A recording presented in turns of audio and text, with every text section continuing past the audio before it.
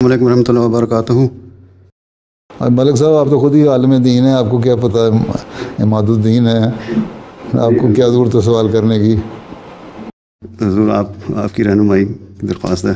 حضور ایک سوال ہے کہ چند سال پہلے بلاسفیمی لا کو ڈنمارک کے قوانین سے ہٹا دیا گیا تھا۔ اچھا، جی حضور، اس وجہ سے کہ گزشتہ کئی دہائیوں میں صرف 2-3 دفعہ استعمال کیا گیا تھا۔ حالانکہ قرآن کریم میں بلاسفیمی لا کی کوئی دنیاوی سزا نہیں تجویز کی گئی، کیا دنیاوی حکومتوں کو بعض بلاسفیمی لاز رکھنے چاہیے، مثلا قرآن کریم کو جلانے سے روکنے کے لیے وغیرہ؟ اس کا سوال نہیں ہے کہ بلاسفیمی لا رکھنا ہے کہ نہیں رکھنا۔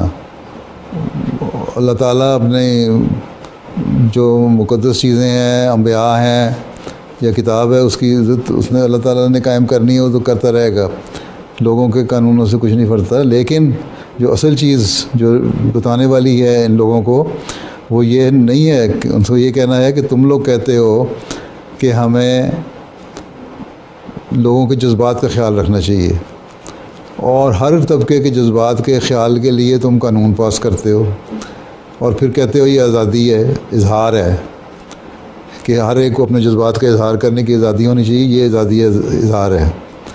جب آزادی ہے تو پھر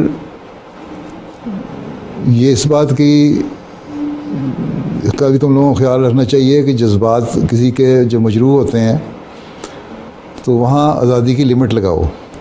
آزادی تو میں یہ نہیں کہتی کہ تم لوگوں کی جیبوں سے پیسے نکالنے شروع کر دو، جیب کترے بن جاؤ۔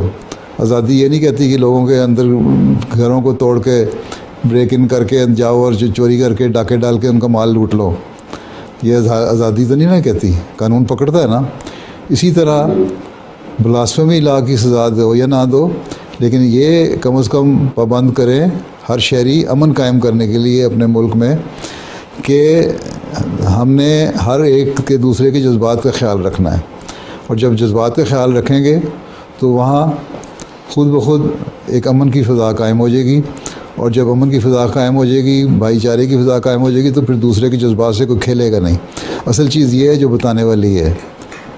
باقی بلاسفیمی لا تو اللہ تعالیٰ نے تو کوئی سزا نہیں دی، لیکن اللہ تعالیٰ یہ کہتا ہے کہ تم لوگ بھائی بھائی بن کے رہو، ابھی تم نے تلاوت بھی کی، اور ایک دوسرے کے جذبات کا خیال رکھو، ٹھیک ہے؟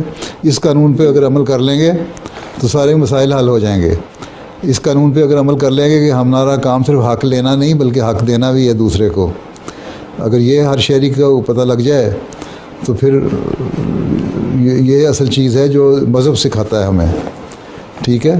بہت سارے حقوق میں نے پچھلے سال 2019 کے جلسے میں بیان کیے، کیا حقوق ہیں، کچھ اب کیے۔ ان اگر حقوق کا خیال رکھا جائے تو فتنہ اور فساد پیدا ہی نہیں ہوتا، وہاں ضرورت ہی نہیں پڑتی کہ بلاسفیمی لا کو امپلیمنٹ کیا جائے کہ نہ کیا جائے،